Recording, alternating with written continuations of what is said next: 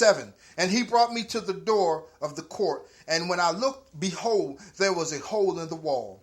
8. Then he said to me, and I am in the Amplified, Son of man, dig now in the wall. And when I had dug in the wall, behold, there was a door. And he said to me, go in and see the wicked abominations that they do here.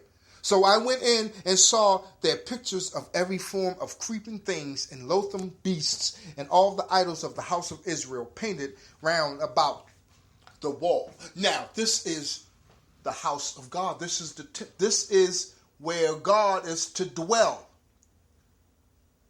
Are you getting it? This is where God is supposed to dwell. This is where you are supposed to go, and God is to meet you there. But they have changed it.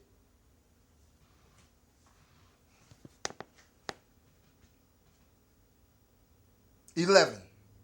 And there stood before these pictures 70 men of the elders of the house of Israel, and in the midst of them stood Janiziah, the son of Shanan, the scribe, with every man his censer in his hand, and a thick cloud of incense was going up in prayer to their gods. So that's what I'm talking about, and I'm trying to get an understanding of the way that you are acting in church and the things that you are going on in church and that you allow. Come on now. The things that you are allowing that are messing people up. The reason why they're going through what they're going through, because you will not serve God. You're too busy being a 501c3 church. You're too busy going with the status quo. You're too busy. Too busy. You're too busy. I'm going to stop right there. We're going to part two this. We're going to part two this because there is a few more things that I have to get to. So remember now, we stopped on verse 11. We stopped at verse 11.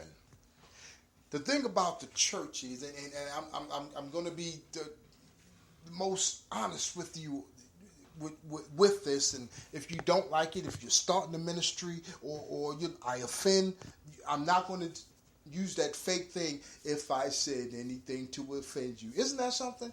You know you said something to offend a person, but your thing is, if I said anything, I'm going to apologize for the ones that I offend in advance. The church that is set up right now is tradition. Denomination is separation. So if you're starting a Baptist church, separation. If you're starting any ministry right now, you must understand you have to be radical with this. And when I say radical, you have to redo. Now, when I say redo, you must understand right now you've been doing this for 20 years, and you would think it difficult to come in and say, how in the world would I do what God tell me to do now? Because you're under the impression this whole time you've been doing exactly what God told you. Theology is not the answer. Now, I said this to your brother Victor. I said theology because he had a lot of questions for me. I'm getting ready to get to that. He had a lot of questions, and his questions, kept going. I said, well, son, you're in college, take a theology course.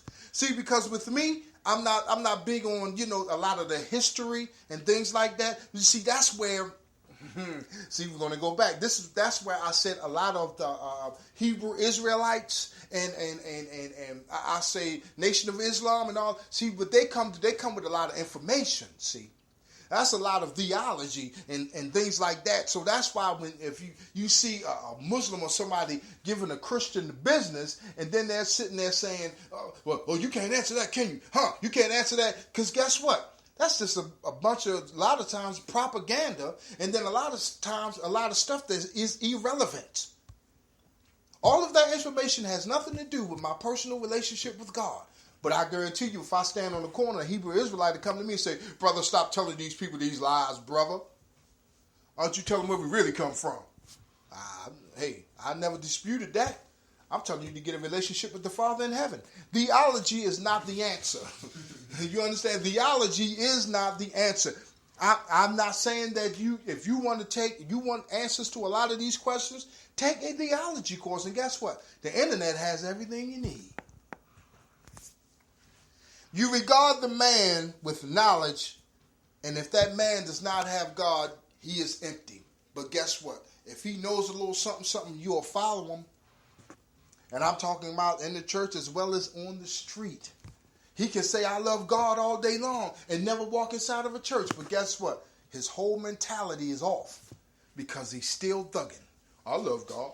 I love God. God is the truth. But you don't, not messing with, you know what I'm saying? Somebody that's a Christian, boy, I hate them. They swear to God, they get on my nerve. But you talking about God. This because I go to church, I'm wrong. I don't go to church. I don't got to go to church. What I'm going to go to church for? But you thugging and acting a fool. You know what I'm saying? And you got people following you. That's what I'm talking about. It's because he had a little knowledge. He know a little something. Come on now. It's one thing. See, man's spirit is something else. Because man's spirit will make it believe, hey, I got it all together. I got all the answers. I'm in complete control. And then and the messed up part is when you get people following you and going with you, guess what? You taking people right to hell with you. Right with you. You must understand, everyone. You must understand this. And when I say this, please, I need you to follow me. It is time for order in God's church because guess what? A lot of them people started in the church, got mad at what was going on in the church, left the church, and then went crazy acting fool. That's what a lot of Muslims left Islam. Left, you know what I'm saying? Left the church, went straight to Muslim.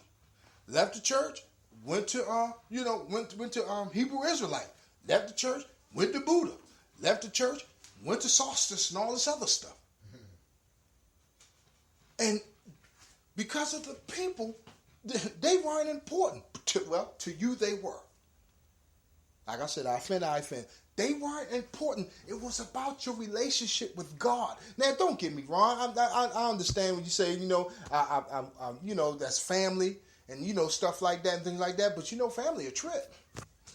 That's just being honest. Family a trip. You know what I'm saying? So when you go to the church and that's your family, guess what? It's supposed to be different, but it'll be the same thing. Some of your family members going to like it. Some of your family members, like I said, spiritually, that's not supposed to be. You know what I'm saying? And that's what I'm talking about when I talk about order. When I was talking about order, remember we talked about this a while ago, not too long ago. I said that if my job is doing the same thing my church is doing,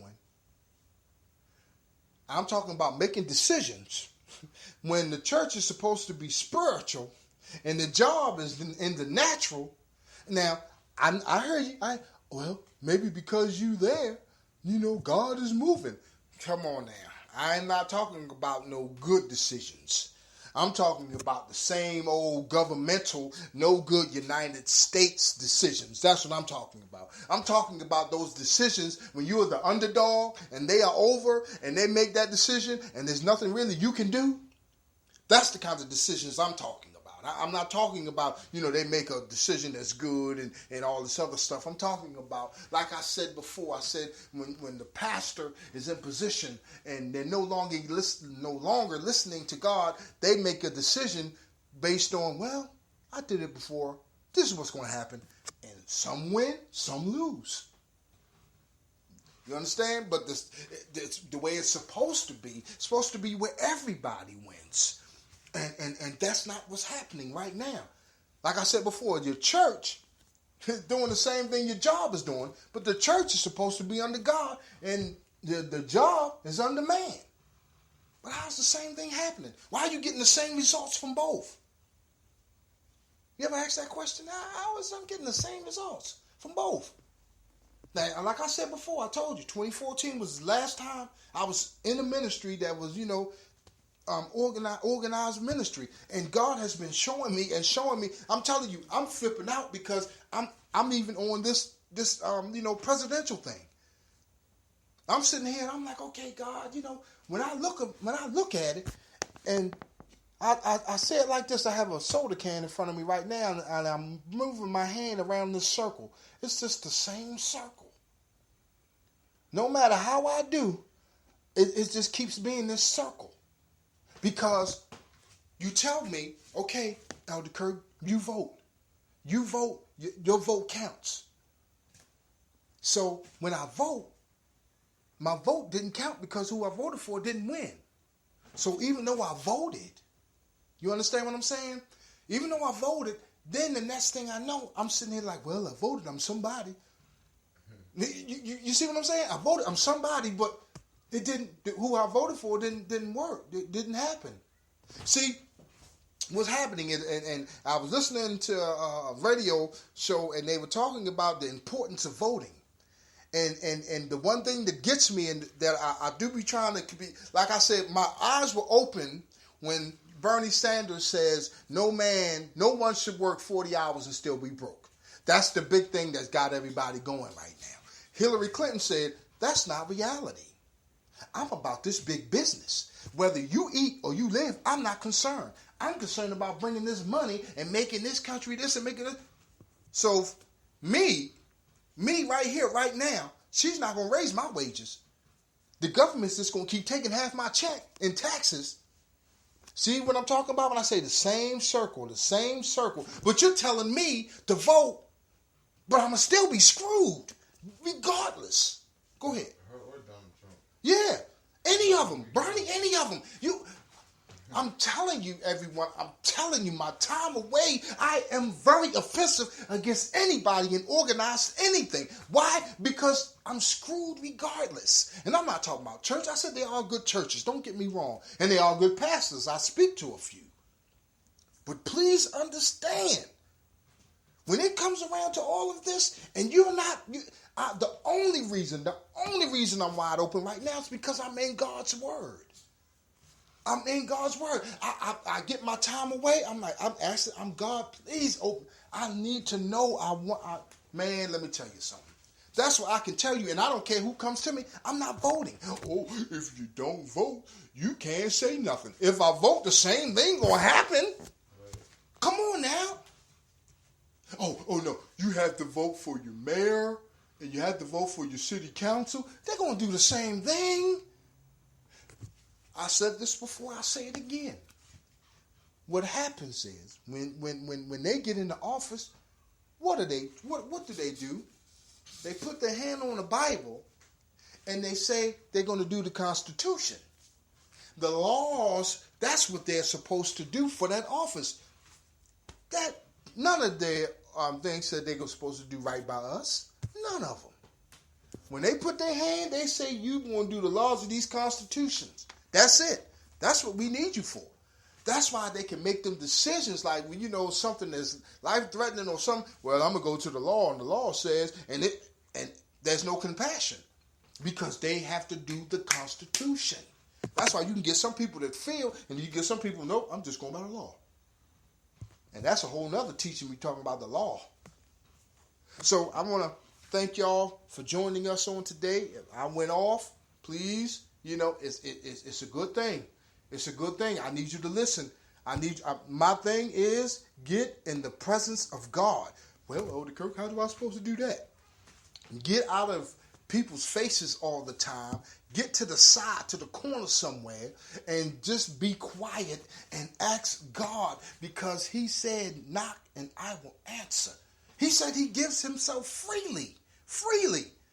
But guess what? Better pay your tithes, because if you don't pay your tithes, God ain't going to bless you. Freely. If he comes to me freely, you're telling me, better pay your 10%. Oh, you're robbing God. See, that's something else. That is something else. You're robbing God. Remember, I said this before. I said that was for the children of Israel. Now, I'm not saying if you pay your tithes right now, I'm into seed time and harvest. That's where you get the increase, not tithes and offerings. See, what happens is with tithes and offerings, God said 10%, right? He said to him to give you 10%, and then the church came in and said, "Oh, if you just give it 10%, that ain't enough. You need to pay over your 10% for God to bless you."